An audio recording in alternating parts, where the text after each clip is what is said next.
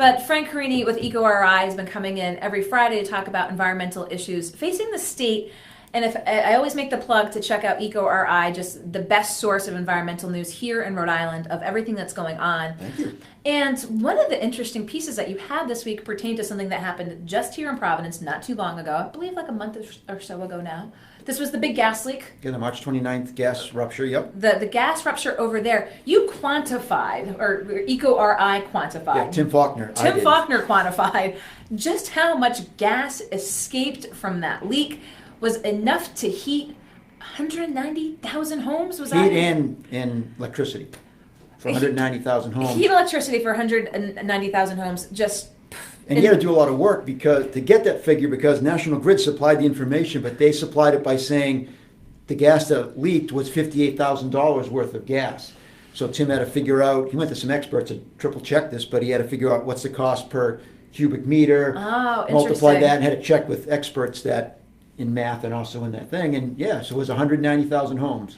So, was it 1 million cubic yards of?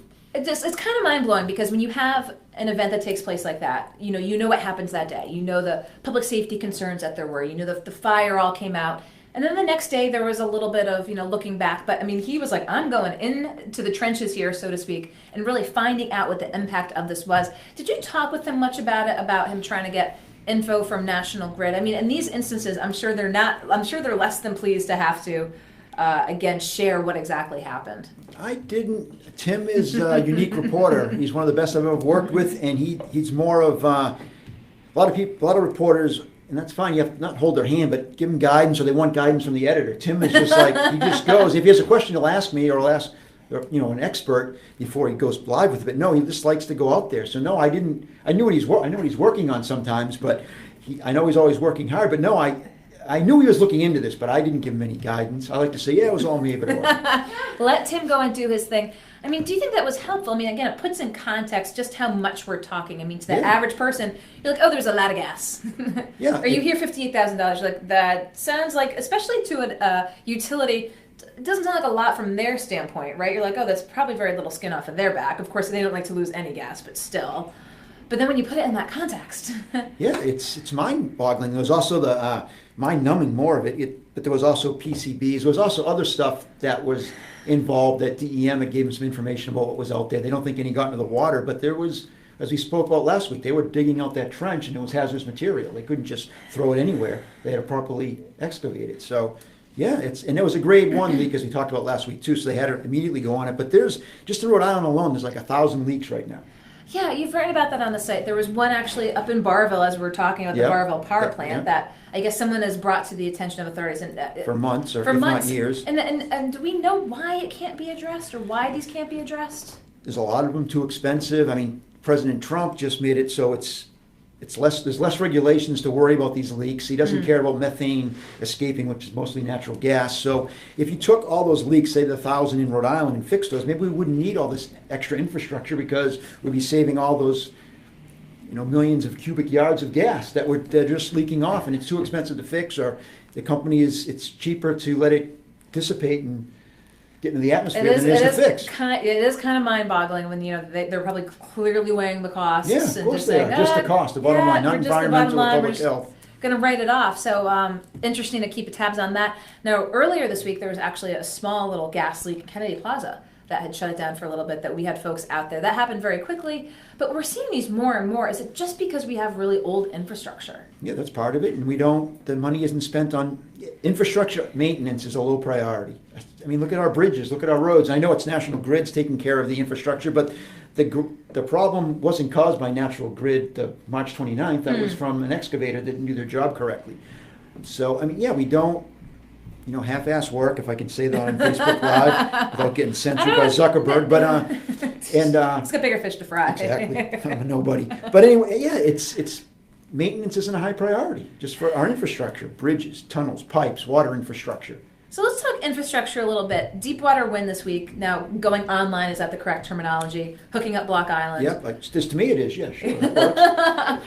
Did some coverage of that with EcoRI. Honestly, I mean, for Block Island, what does this mean for them having to have been self-sufficient, so to speak, in that environmental impact, and the switch to this? I mean, how big is this? It's for one, it's cheaper. They were paying about 50 cents per kilowatt hour for electricity. Now they're paying 25 because they're using 4 diesel-run generators that were noisy, pollution, and the expense was high. So they actually lowered their cost, got more environmentally friendly. Even the guy from that ran the Block Island Power Company or whatever, as he said, he wasn't a staunch environmentalist or anything. That wasn't his major concern. But he's like, it saves money. It's better. It's better. Put him out of business. But he was all for it. He thinks it's great. So it has the benefits of both. It's at least for Block Island, the energy is less expensive, and it's better for the environment. It's better for the over there. Having no noise and all that. It's just better. So do you think that we'll see the continued proliferation of deep water? I know they're looking into Long Island right now. CEO Jeff Grabowski was actually on with Josh Fenton a couple weeks ago talking about the business side of things. Is that where things are going? Or is it so very difficult? I'm sure each situation in each area unique, especially with residents and folks who live there. Yeah, I think it's going to be hard. As some studies have said, I forgot the name of the economist or the expert in this, called the eastern coast of the United States, the Saudi Arabia of renewable wind. But getting it, look at Cape Cod wind. They couldn't get that through because even people like the Kennedys were all rah, rah, rah until they found out it was going to be in their backyard, so then it was no good.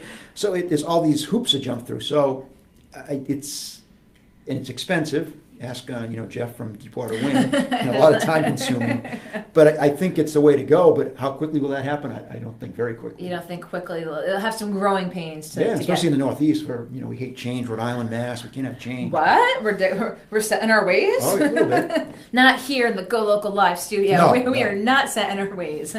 Are you keeping tabs on what's taking place in Long Island as sort of the next thing for Deepwater and just seeing how that plays out down there? Or is that a little too far outside your Rhode Island jurisdiction? No, we would cover it. We haven't written a story about it. We know they have another project coming down the pike, and this was kind of like a pilot project, if you will. I think it's more than that, but show that it can work. Yeah, we'd write about it, and it's important. And yeah, Long Island Sound isn't far away. It's not far away, and it's interesting. What do you hear from? And, do folks have concerns about the impact? And you talk about wind energy, but fishermen are folks who say that marine life will be impacted. Is there any credence to those sort of vantage points about these big turbines being put in the water? I think the biggest thing was if they're going to be put in the path of North Atlantic right whales. Okay. That was a big thing, which the Ocean SAMP plan from CRMC did a lot of that to say. So they didn't put it in the pathway of North Atlantic right whales. In terms of fishermen, actually that'll create habitat. So I think the fishermen were all for that. I mean, they were nervous at first, but pretty much their concerns were alleviated pretty quickly. Okay. Because it's actually going to create habitat. It's not going to. You can fish around it. You can't climb on the turbines, but you can certainly fish there. So I don't think the fishermen had a slight concern at the beginning. I don't think they're concerned at all about it. Well, we'll continue to keep a close eye on what happens in Long Island, and obviously what takes place here with Block Island being online.